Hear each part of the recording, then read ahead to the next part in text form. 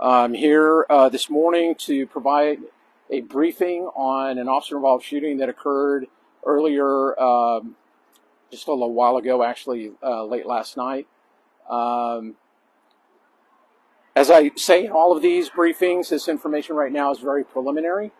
The information may change based as the facts come to light during this investigation, but the information I'm providing right now is the information that we currently have. This incident began at about 6:59 p.m. last night. It occurred in the 10,000 block of Channel Island Drive, and initially began as a 911 call that came in as a welfare check. A welfare check is a call that we get on a pretty regular basis, just checking on the welfare of individuals that are at a residence or wherever the call is coming in, just to make sure that they're all right. In this particular call, this individual had not been seen for several months, and there was concern for the person's safety. They had no answer at the door when they would go knocking and so forth. The call did hold for a while, being a lower priority call. So at 8:59 p.m., approximately 2 hours later, officers were finally dispatched to this call and arrived on scene, went to the front door, knocked, announced their presence, and tried to get the attention of anyone who was in the residence to get them to answer the door. And there was no answer at the door. Within a few moments, officers determined that they were going to make forced entry to check on the welfare, and forced entry at the front door, calling out their presence as Austin police officers as they did so. Within seconds, they were confronted by a resident who approached them with a firearm. The officers quickly retreated in an effort to de-escalate the situation, again calling out that they were with the Austin Police Department and asking the man to put the weapon down, to drop the gun. As officers retreated and were trying to put the information out over the air, over the radio to other officers about what was occurring, the individual in the house came out with the firearm and began firing his weapon, fired it multiple times in the neighborhood. Where those shots went is still a matter that's under investigation right now, but it is clear that he did fire his weapon several times.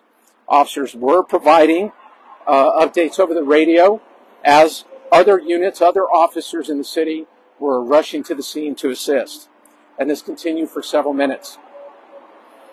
At 9:05 p.m., one of the officers stated over the air that he had been hit and, in fact, had been shot. At that time, the nature of his injuries were not known, so officers continued to the scene, and within moments, a SWAT call-out was initiated to get our Special Weapons and Tactics team on scene. During this time, it appears that the individual, the suspect, went back into his residence, and at that time, the injured officer was able to exit the scene and ultimately was treated very quickly on scene and then taken to a local hospital. He did sustain non-life-threatening injuries and is in stable condition at this time. During that time, the officers did return fire at the suspect as they were taking fire.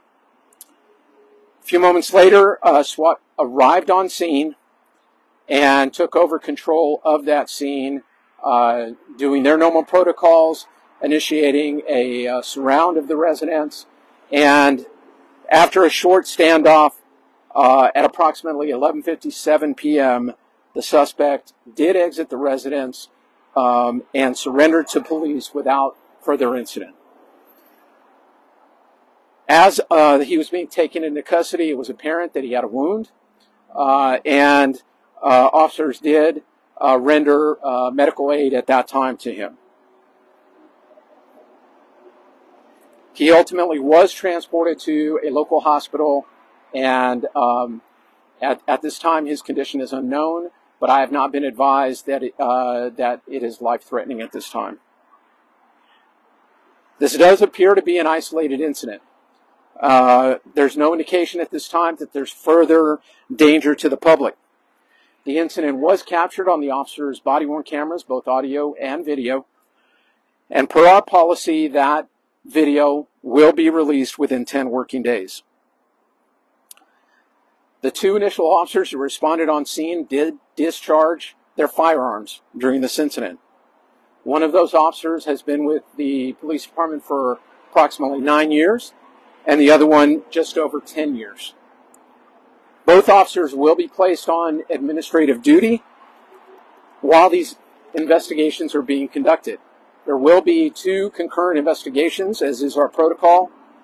One is a criminal investigation that is conducted by our Special Investigations Unit and is overseen and in conjunction with our District Attorney's Office.